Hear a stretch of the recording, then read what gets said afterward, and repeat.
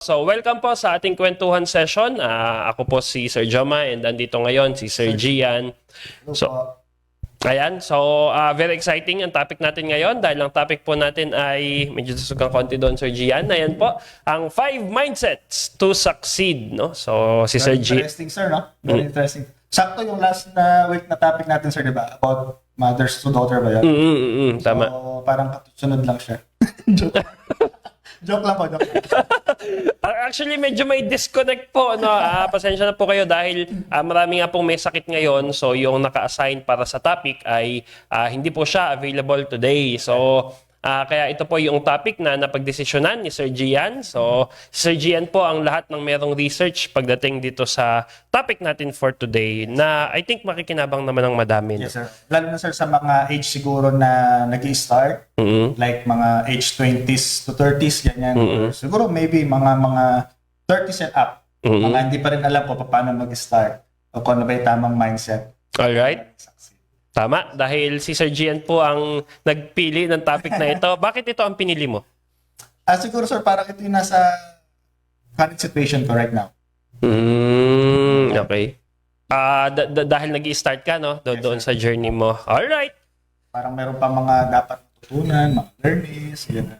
Okay. So, well, lahat naman po tayo, no? Minsan, nag-aaral kasi tayo di ba? Nag-aaral tayo at sinusubukan nating i-improve yung mga sarili natin. Pero syempre, at the end of the day, ang success ay wala sa inaral mo kung hindi sa ginawa mo, di ba?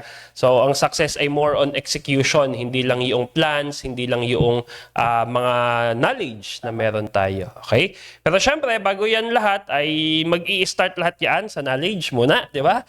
So, ano yung mga 5 na mindsets na nasabi mo or na-research natin? Yes. So, based po doon sa ating research team, ayun, nagkaroon tayo research team, sir, ano? Okay, sige. So, before yan, sir, parang konting trivia lang tayo, sir. Now, sir, gaano pa, sir, ka-important yung parang tinatawag nating mindset para sa iyo, sir? Well, for me, very important siya kasi yung path natin to success ay hindi naman po siya straight line. Para sa akin, no? Wala namang straight line papunta sa success eh.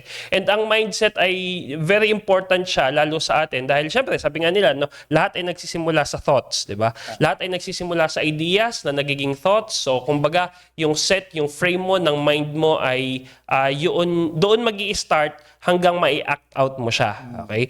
Ang mindset ay napaka-important po lalo na kapag dumating yung time na andun ka sa mga curves ng buhay, no? Pag andun ka sa mga curves to your path sa success, doon siya doon siya mas importante na pumapasok. Kasi actually sometimes, no, may kailangan din po nating i-factor out yung mga meron kasi na hindi naman, ang mindset ay hindi education, attainment lang, no? Minsan may mga tao na dahil doon sa mga na-experience nila, sa culture na kinalakihan nila, kahit wala silang alam, halimbawa pagdating sa business, katulad yung kausap natin kahapon, no? Pero dahil nag-act out siya doon sa way niya toward success, nag-improve ng maganda yung business niya. Okay? Pero lahat kasi ay dumadating doon sa brick wall na sinasabi natin. So, ibig nito sabihin, kahit na wala ka initially na parang proper mindset according to the books, pero kung mag-a-act out ka and then meron kang mindset na maayos, kapag na-hit mo yung brick wall, makakapag-adjust ka kaagad. So, parang doon po siya. So, sabi nga nila, the burden is lighter kapag meron kang magandang mindset din. So, parang doon talaga, sir, nag-start ang lahat. Yes, oo. And action, syempre. Yes, oo. Kasi parang baliwala yung sinet mong mindset kung di mo naman siya enact. Ay, oo naman kahit na gaano ka ka-optimistic na tao, di ba? Kahit na gaano ka ka-optimistic na tao na merong maipo-provide, merong kang kakainin, pero kung maghapon ka nakatungang at nakahiga, di ba? Wala pa rin mangyayari, no? Kahit na gaano ka enthusiastic daw ako, ganyan, etc. So, we have to act it out. No? Deeds more than words, sabi nga nila. Alright? Ayan, tapos na po. Tapos na yung session. Okay, sige po. Ito po yung number 1 na kailangan nating mindset. So, number 1 is be curious. Be curious. So, sir, parang very important yung curious. No? Diba? Parang hindi naman kasi sinabing curious kasi ibang bagay. Hindi naman supposedly kung ano yung tamang gagawin. Diba? Parang curious ka. So, kung paano ba yung dapat mong gawing steps sa mga kailangan mong gawin. Okay. So, Go ahead. So parang ano sir, di ba? Parang different naman yung pagiging curious doon sa parang sinasabi nating marites. Di ba? Parang different naman siya. So, parang isang medyo nagkaano din. Well, curiosity pa rin naman yun, no? Kung titingnan mo doon sa word ng curiosity, kasi di ba pag sabi nating word na curiosity, parang very interested ka sa maraming bagay, no? So, yes, it is important na meron po tayong curiosity, pero syempre, more than curiosity, ang way natin toward success na mindset na meron, curiosity, and I think kapag nakita mo na yung hinahanap mo, it's consistency. Din naman, no? Curiosity ay important lalo sa mga adjustment na periods. Kasi katulad po ng mga nangyari na pandemic, no? Kung hindi ka talaga curious or hindi ka talaga very interested doon sa mga nangyayaring bagay sa mundo, yung change ng technology, 'di ba? Yung change ng landscape ng business, kung hindi ka interested or curious sa mga ganun, parang mapapakat ka. Magiging ano ka, ano yung term natin doon? Hindi maka-move on. Hindi ma-break yung resistance. Ayun, no? So tatama, no? Hindi mo ma-break yung resistance, nagiging complacent ka na, no? So pag naging complacent ka, then of course, kung 'yun ang mindset natin, complacency, no? Hindi rin naman siya hindi siya masyadong maganda. But of course, kailangan kasi natin siyang tingnan po doon sa complacency and curiosity, no? Kailangan po natin siyang tingnan hindi sa parang linear na pananaw. Kung hindi, dapat parang naglalaro tayo sa spectrum niya, no? Hindi siya binary kung hindi parang nasa spectrum siya. Pag sinabi po nating binary, either you are complacent or you are curious, di ba? Majority sa atin, lalo sa mga lalaki, parang ganun ka eh. Parang end or ano ka lang, this one or this one, di ba? 1 or 2. 3 or 4, yes or no, parang ganun lang. Well, pagdating po sa mindset natin, hindi dapat overall na mindset, hindi dapat siya parating ganun, no? Hindi dapat curious ka lang kasi too much curiosity, di ba? Curiosity killed the cat, sabi nga nila, no? Or hindi ka rin naman pwedeng too complacent, di ba? So sometimes kailangan mong maglaro doon sa spectrum po na sinasabi o yung sa range natin, no? So sometimes you have to be curious. There's a time para maging curious ka, pero there's also a time for you to become not complacent but consistent pagdating doon sa ginagawa. Pero syempre, ang first dyan is curiosity talaga. Kasi ang curiosity ang mag-open ng mind mo sa maraming possibilities pa. Okay? Yes. So ito po ang ating pangalawang mindset na kailangan sa reset sa list natin ay yung learn from failure. Nako! Sige, ano yung sabi? Sige, go. Sabi dito ay, always remember that a growth mindset embraces learnings. So, and then that includes learning from mistakes, setbacks, difficult circumstances, and failures. So, that means you need to ask yourself what you're learning even with you failed. By doing this, syempre, parang mas makikita natin ang mga better opportunities to grow, and mas mapabawasan ang pag-iisip mo sa mga pagkakamali and setbacks. Parang tinitake mo siya na hindi siya ganun ka-fail. Ganun, sir. Pagka natuto tayo sa learn from failures. Kasi diba, sir, parang ang buhay natin is lifelong learning. Hindi naman siya natatakot lang doon sa school. Tama. Diba? So parang pag nakagraduate, so hindi pa naman yun ang real life. Ang real world ay yung after graduation. Correct. Actually, isa yan sa mga mistakes natin, no? Na ang nasa isip po natin ay, pag nakatapos ako ng pag-aaral, tapos na ang pag-aaral ko. Hindi! Actually, parang nakagraduate ka lang sa aral ng room, no? Pero doon dapat talaga, ayun yung sinasabi niya po na growth mindset, no? Na dapat ang mindset natin ay pagkatapos mo sa school, yan pa lang, magsisimula ang learning talaga ng buhay. So, I agree doon sa sinabi mo, kasi sabi nga nila, failure is your greatest teacher, di ba? Nga lang kasi the problem sa ating mga tao rin ay minsan ayaw nating nakikinig sa teacher. Sorry, ang sakit nun. Tinamaan ako na, no? Nung nag-aaral ako, di ba? Ayaw nating makinig sa mga teacher. So, ayaw nating makinig sa mga failures natin. So, yung mga time na hindi ka nakikinig sa teacher, hindi ka nagre-reflect sa mga failures na nagawa mo. So, the tendency is, you do it again. Hanggat hindi mo na, di ba? Hanggat hindi mo natututunan yung lesson na kailangan mo matutunan, you'll do it over and over and over again, no? So, especially lalo po kapag kayo ay magbi-business, no? Sa business, napakaraming failures niyan eh. Dito rin po important yung pag-journalize na sinasabi natin, ano? Hindi ko pa yata na ipapakita sa inyo yun, di ba? Pero sabi ko, meron akong a decade long of yearly failure. Mahilig po kasi ako mag-journalize and isa sa mga gino-journalize ko talaga are yung failures na Ngayon, sir, curious na ako doon sa journal mo. gusto ko pakita ko sa iyo mamaya. Nakaano po siya, parang a decade long talaga. Kapag po nagre-reflect ako, isang buong dekada, actually 12 years. 12 years na, okay, ano yung naging problem ng taon na ito? Taon-taon na lang, merong problema, may mga failures, no? So, importante po yun na mailista natin yung mga failures natin para nang sa ganun, ma-remind tayo na hindi na natin siya ulitin, no? Kasi walang silbi na mag-fail ka kung wala kang matututunan, and then, tsaka mo lang siya i-apply, no? Kasi if failure is the greatest teacher, so ibig nung sabihin, we are students, di ba?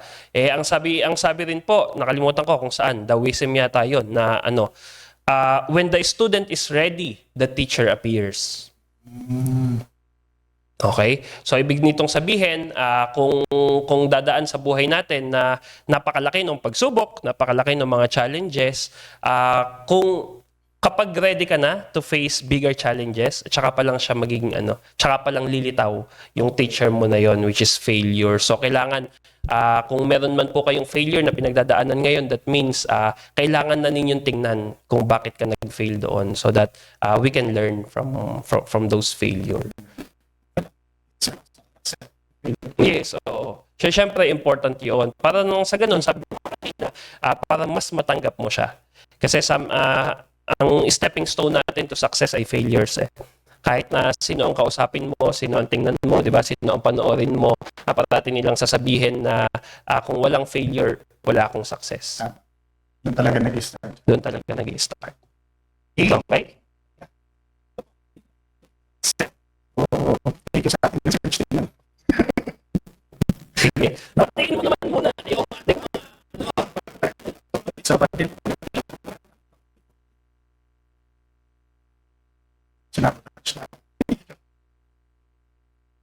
Yeah. okay, so sa lahat.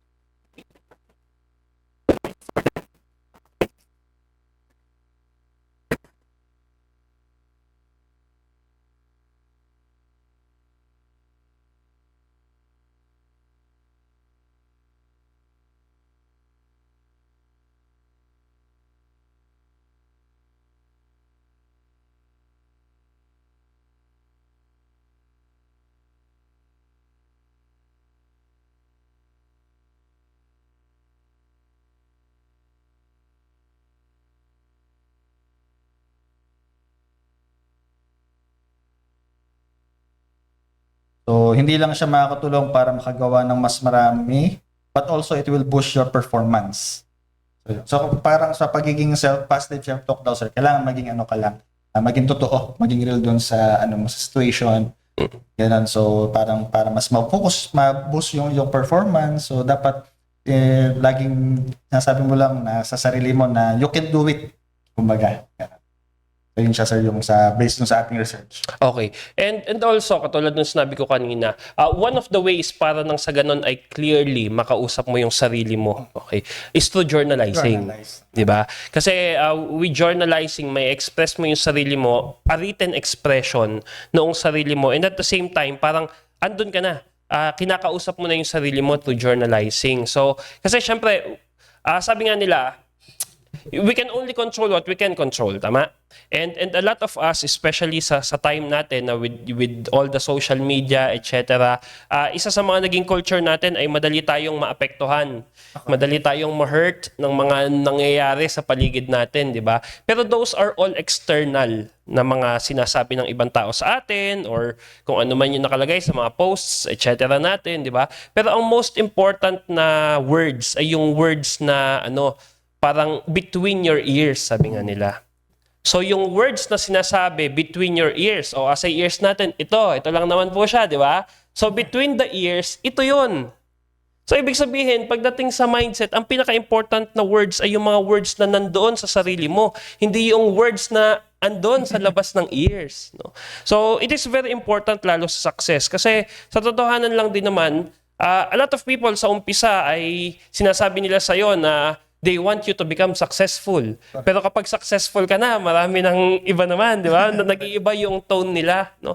Especially nga with the social media na ipopost natin, yung progress natin, etc.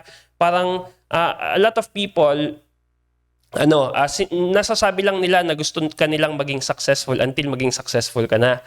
Pag naging successful ka na, andyan na, di ba? So, diyan na yung maraming bagay na lalabas na yung mga opinions talaga nila. So, it is very important lalo kapag yung mga times na yung brick wall, no?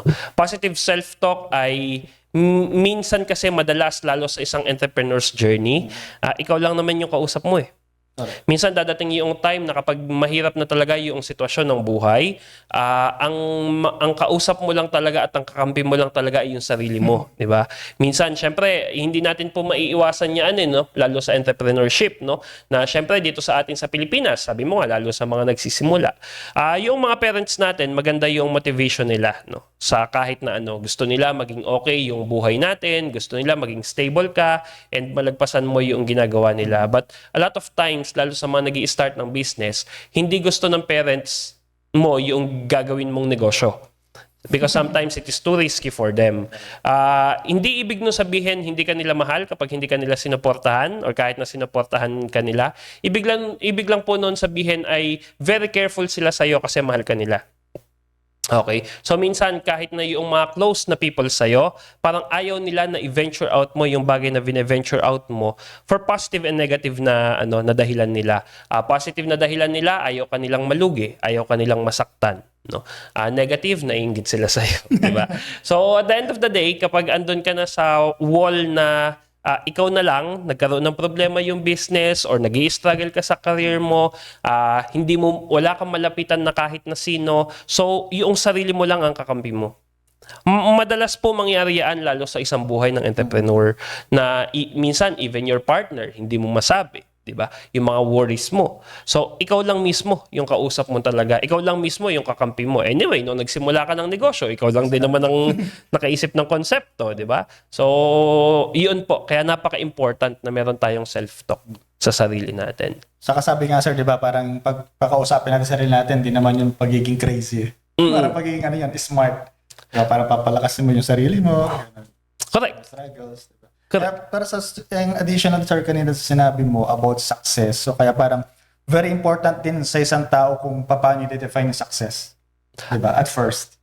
Actually, kung meron kang actually po kung meron kayong isang mindset na parang dapat na meron tayo sa nagsisimula, is yung mindset ng you define your own meaning of success, na hindi siya affected ng external sources kasi lahat naman ng success o yung culmination ng kung sino tayo is because of all the experiences na meron tayo sa buhay, di ba?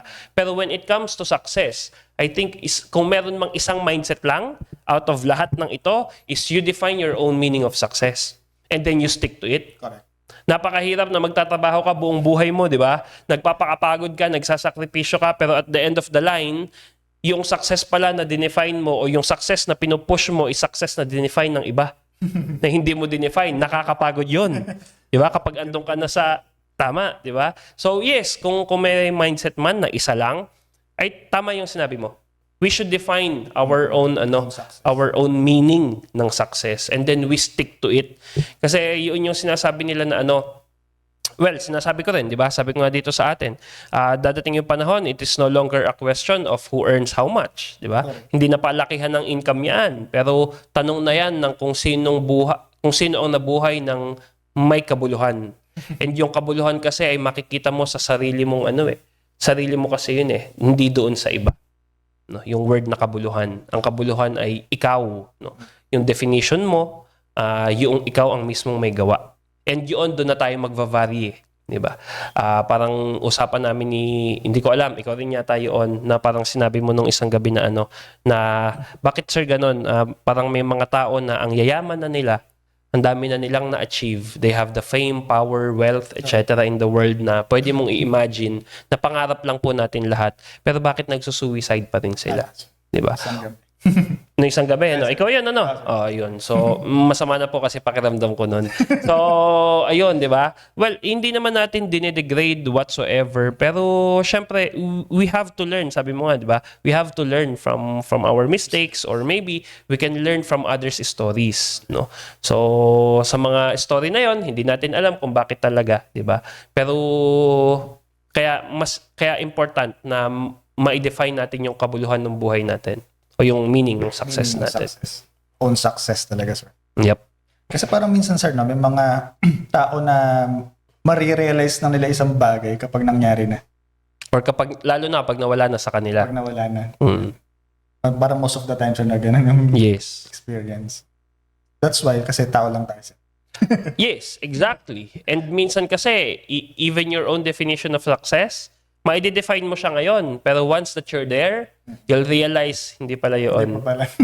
Di ba? Bakit? Kasi tao lang tayo, di ba? We grow. We grow every day. Hopefully, we grow every day. Ang hirap naman noong hindi ka nag-grow. Or worse, nag-grow tayo pa wrong. Sabi nga natin, di ba? So yes, tama po. Self-talk, and especially yung self-talk mo with yourself na ano yung definition ko ng success. Ikaw ba, ano yung definition mo ng success? Ano, sir? Bigla ang tanong, sir. Na-pressure pala. Sige po. Sige, pag-isipan mo muna, and hello po kay Ma'am Meanyan Dan, kay Sir Michael Jan, kay JJ Tabukbuk, kay Sir Jason Darang, kay Sir Eduardo Efable, lang lagi nating kasama. Hello po, sir. And then kay Sir Edmond Concepcion for watching. Dami nating sir ngayon nanonood. Ang dami sumusubaybay. Kala ko una, sir, na to, tanong session eh. Kwentuhan session pala.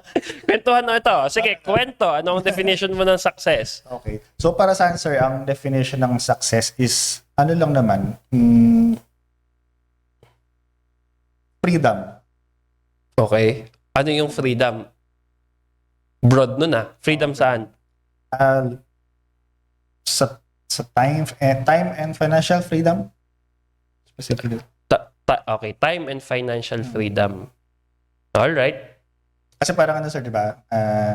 Yung ang hirap naman ng parang all throughout ng years mo dito sa earth, parang lagi kang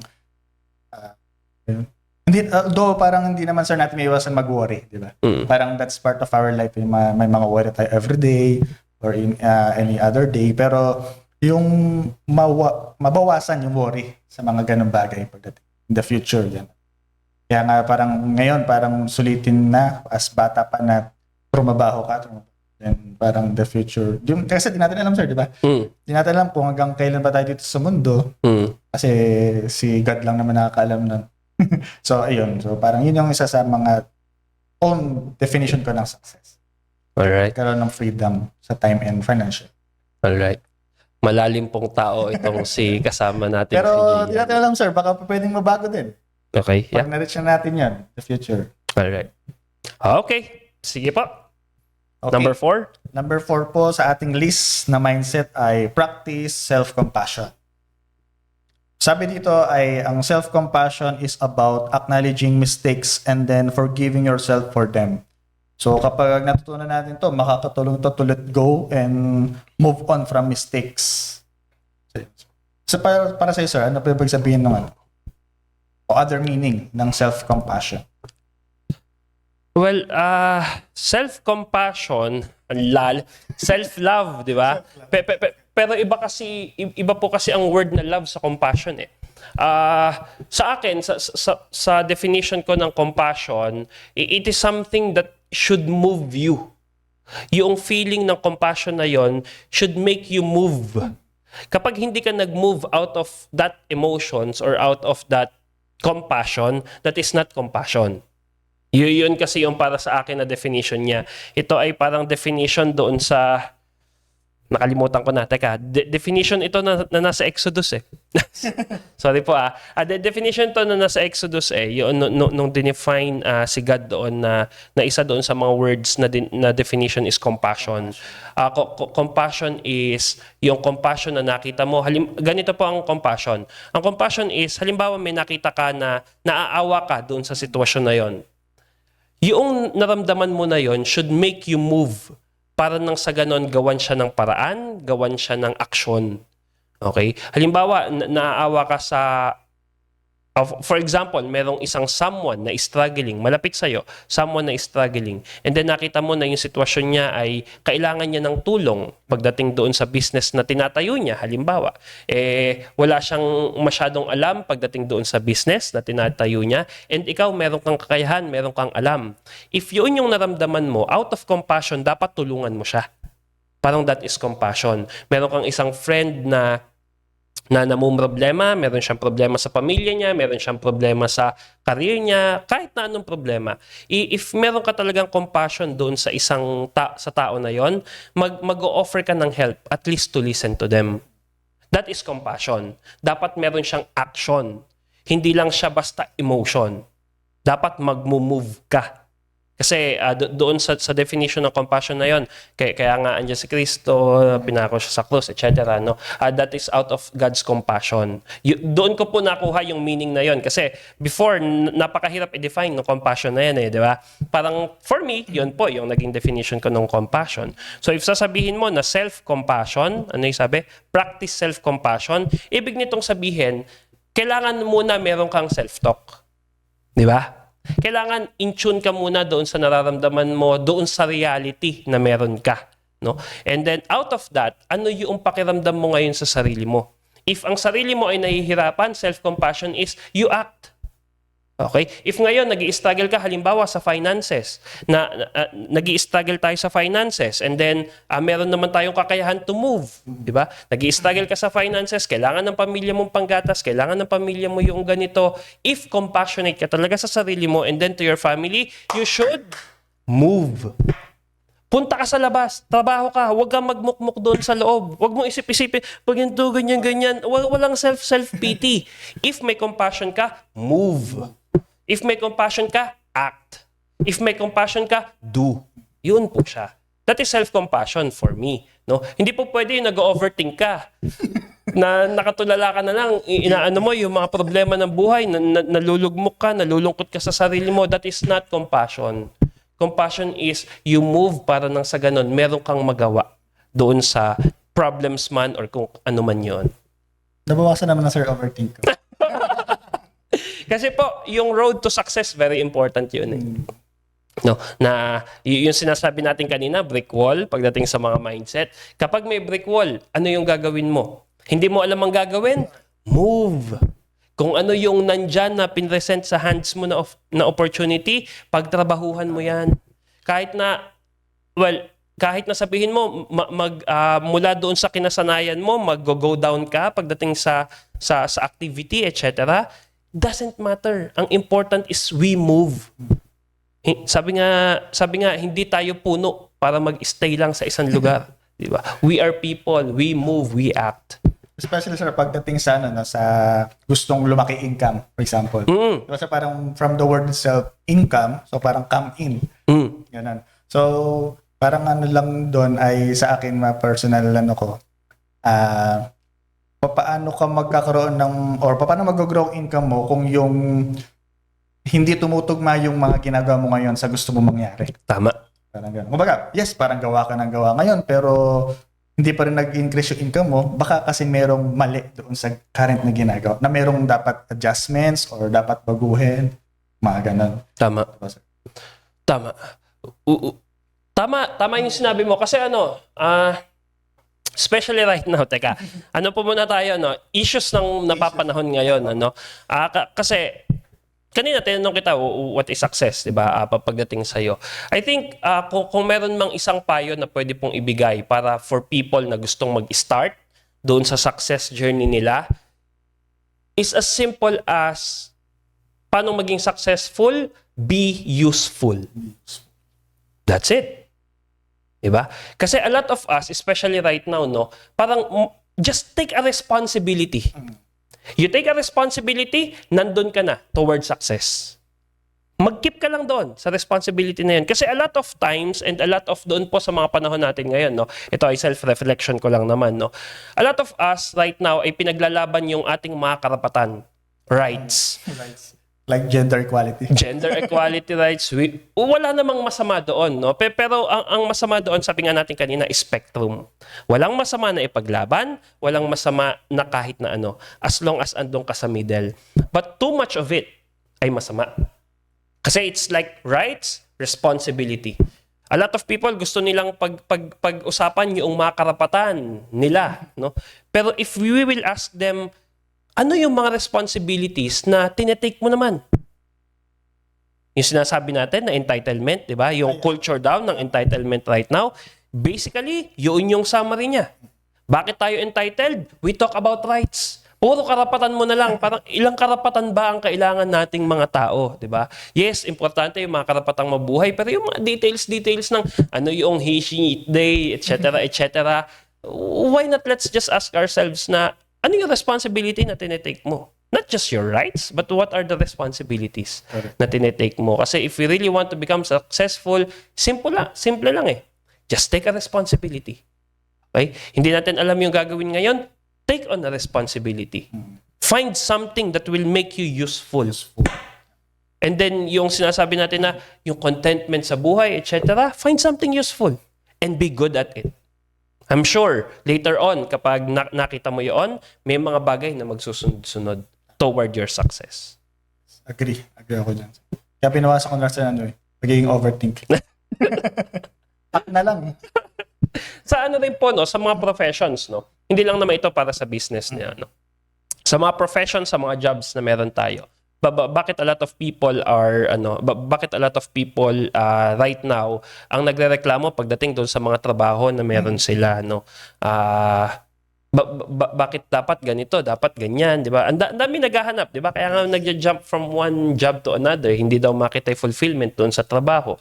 Well, one thing is kailangan mo kasing i-ask yung sarili mo, are you becoming useful doon sa ano? I think lahat tayo yun yung kailangan nating i-ask din minsan, no? Lalo sa mga jobs na dinedicate sa atin, no? Sa akin ganyan ginagawa ko din minsan eh. Parang sa araw na ito naging useful ba ako as chairman ng cooperative? Sa araw na ito naging useful ba ako as ganito doon sa ibang business?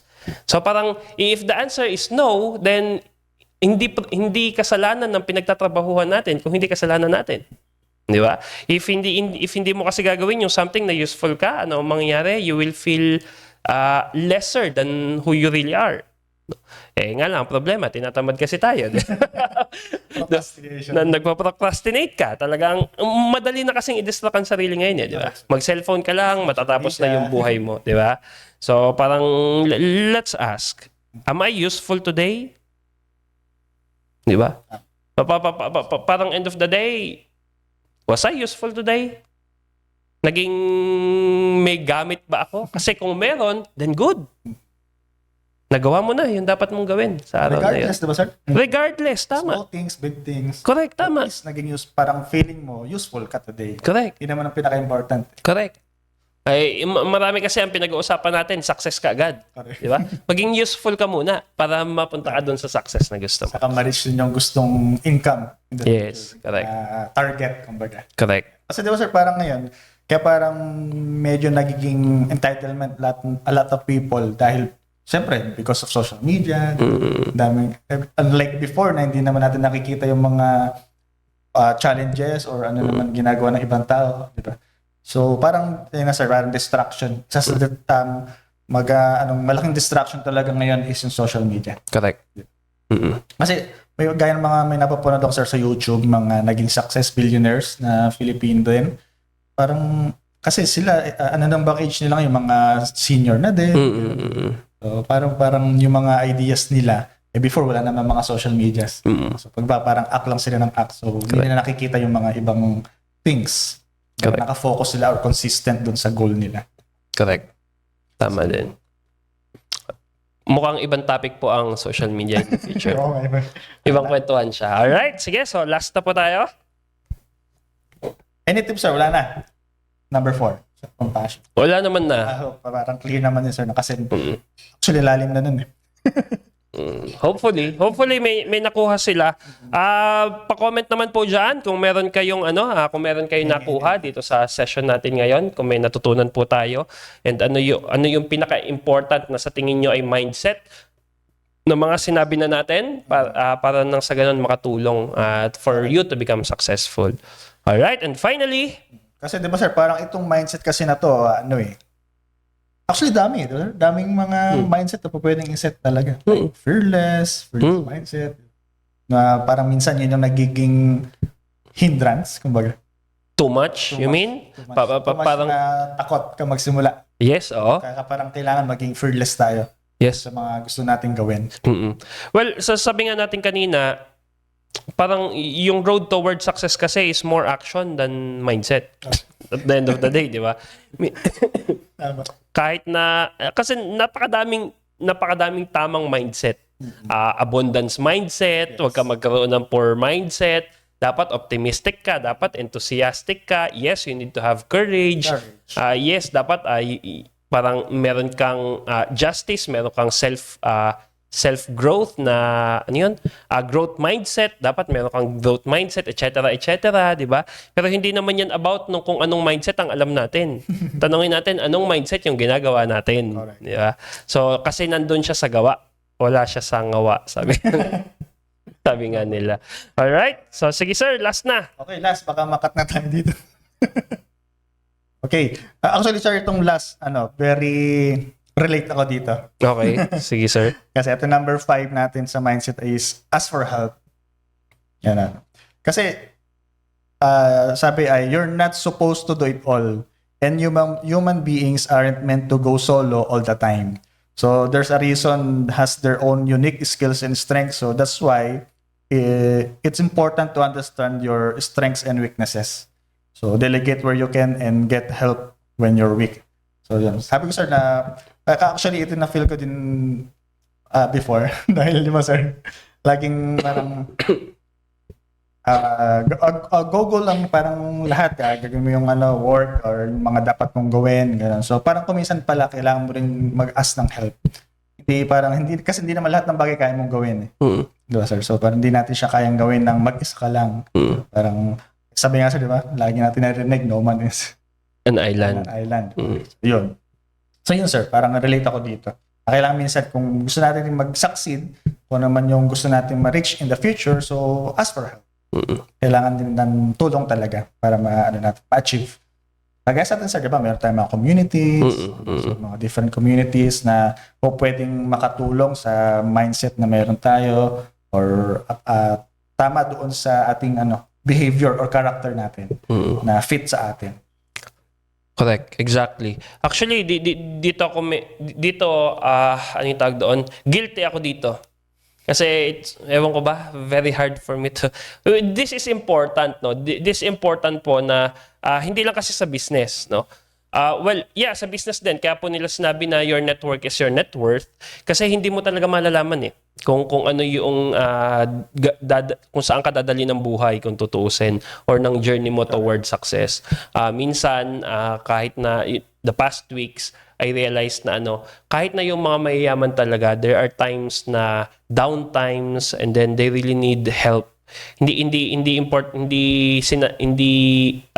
natin porke nakikita na parang ang okay ng buhay nila, masaya sila, etc. And then nawala silang problema pagdating sa pera, etc. Kasi dadating talaga sa buhay ng tao yung mangangailangan ka talaga. Now, it is really important na lalo pagdating sa business. Doon po napaka-important na mga connection. Hindi lang yung help pero yung right help. No? Dapat kilala mo kung sino yung mga taong pagtatanungan mo or paghihingan mo ng tulong. Parang ganito lang, kapag may sakit ka, pupunta ka ba sa abogado? Parang ganon, di ba? Pupunta ka ba sa accountant? Hindi. Dapat alam din natin kung sino yung mga taong totoo na lalapitan natin. Kasi given yung questions, sa akin kaya ako sinabi kanina na guilty po ako dito kasi Well, siguro as parang the founder nung sa mga businesses na mga tinayo natin, as chairman nung sa mga cooperatives, etc. and other businesses pa, minsan parang it is really lonely doon sa top.